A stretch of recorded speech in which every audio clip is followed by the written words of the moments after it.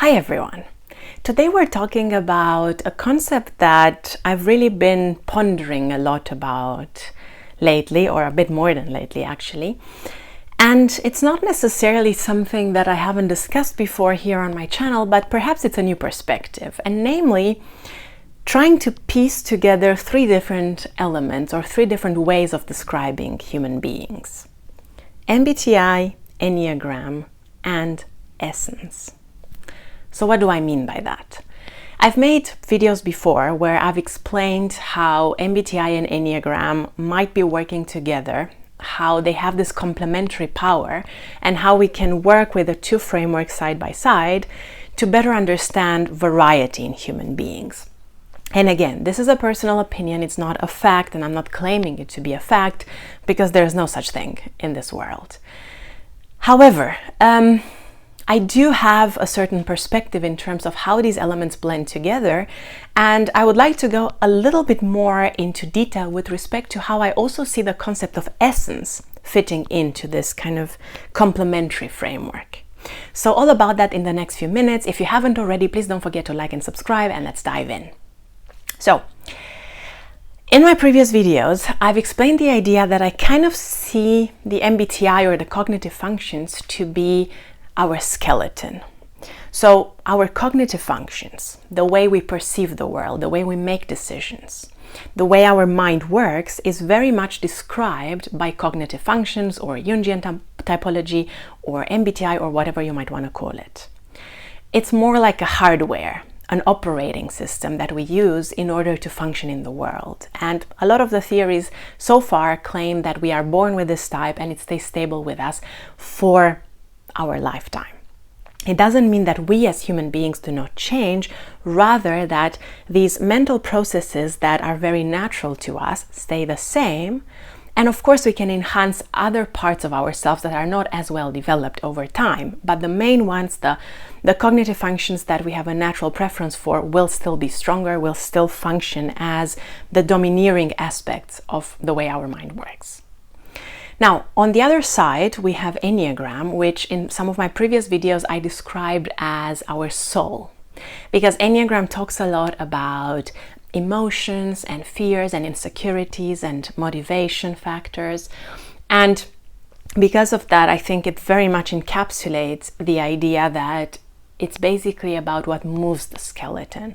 So while the skeleton are the cognitive functions, kind of like the structure of our mind, the Enneagram, so the more emotional, fear-based, insecurity-based, motivation-based perspective that the Enneagram brings is what sets the skeleton in motion, is the soul that inspires the skeleton to move and kind of chase certain things or do different things. So you might have two people who both have the same MBTI type, they're both, I don't know, INTJs, or they're both ISTPs or whatever. So their mind tends to process information in a similar way. They tend to think in a similar way. They tend to make decisions cognitively in a similar way. However, if they have different Enneagram types, for example, one is an Enneagram 5 and the other one is an Enneagram 9, they will be motivated by slightly different things when it comes to their emotions, when it comes to their fears and insecurities.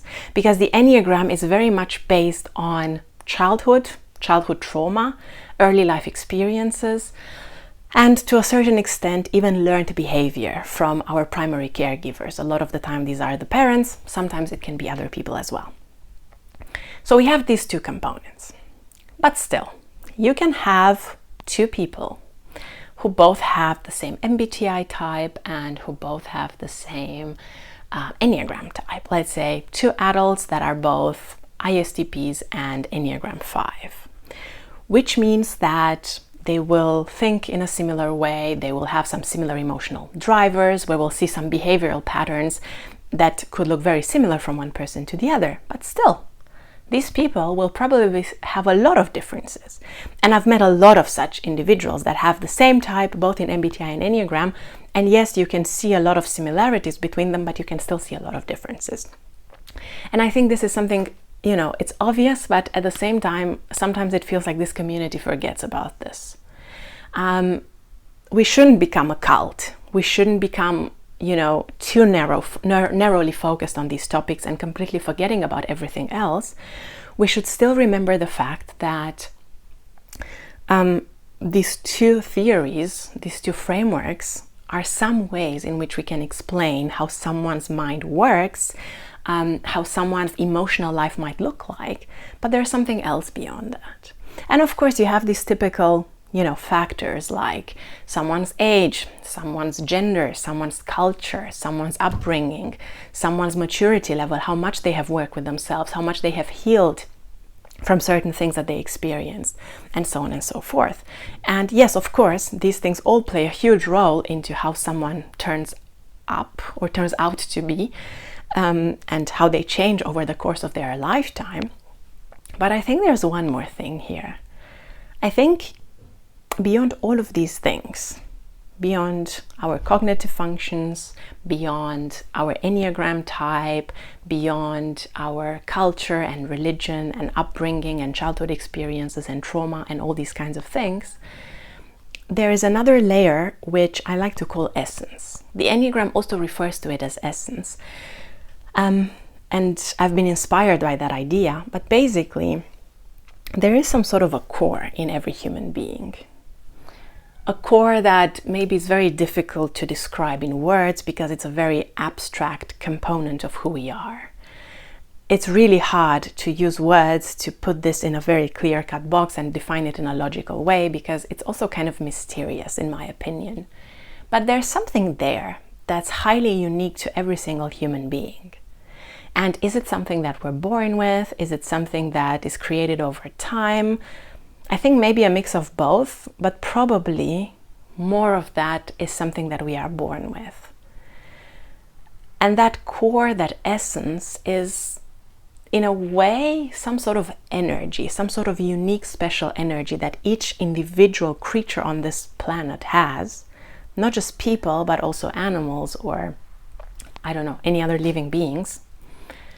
And that core essence, that core energy, is something that is difficult to be discovered because usually there are so many different layers of personality, of ego, of trauma, of beliefs that our culture or our family or our friend group have kind of incorporated into who we are or programmed into who we are. And sometimes we think we believe in something, we think we really stand by something, but very likely that something comes from what we were conditioned to believe by the outside world. Maybe everybody in our family believes something about a specific culture or about a specific country or about a specific part of the world.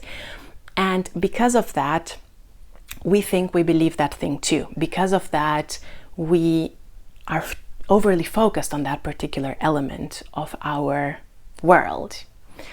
But really, sometimes when you do a lot of work on yourself, whether you do it through therapy, through coaching, through other practices, and you start shedding some of those layers, like one of my best friends said, healing is kind of like an onion where you keep, healing one layer and then you get to another layer that you need to heal and so on and so forth. As you peel some of these layers, as you let go of beliefs and lies that you have been telling yourself, other people have been telling yourself, your personality has sometimes been telling yourself because it's been keeping you too narrowly focused on certain things. There's almost like a certain space is created, a certain space opens up and makes you much more flexible to life circumstances, to different ways of looking at things, to different ways of experiencing the world or understanding other people and other situations. And that flexibility, I think that space of openness, of flexibility, is really what connects you to your core, to your essence. There's something there beyond all of these things that is truly and deeply yours. And I think, when we talk about finding your inner confidence and being authentic and being in touch with yourself, we all tap into this collective unconscious or this collective subconscious wisdom that tells us there's something like that in all of us. And that inner confidence comes from that essence. That inner confidence comes from our connection to our deepest self.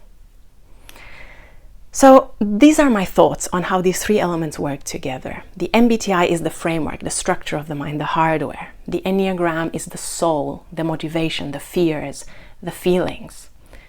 But beyond that, as we peel some of the layers, as we heal, as we grow, we find the essence. And I wish all of you loads of luck to really, really dig deeper and connect to that part of yourself. I hope this was an inspirational perspective for you, or at least a helpful perspective. Again, I'm not saying it's the absolute truth or that it's a fact. It's just the way that I see things. And I thought I would share that with you. Also, for those of you who are not aware of this yet, I'm a professional coach certified by the International Coaching Federation with a background in psychology and psychodrama. And in my work, I support individuals in deepening their level of self-awareness. So if that is something that is interesting to you, please check out the link in the description below and feel free to schedule a free discovery call to see if we are a good fit for working together. Thanks a lot for being with me. Thanks a lot for watching this video, and see you next time with another video on typology.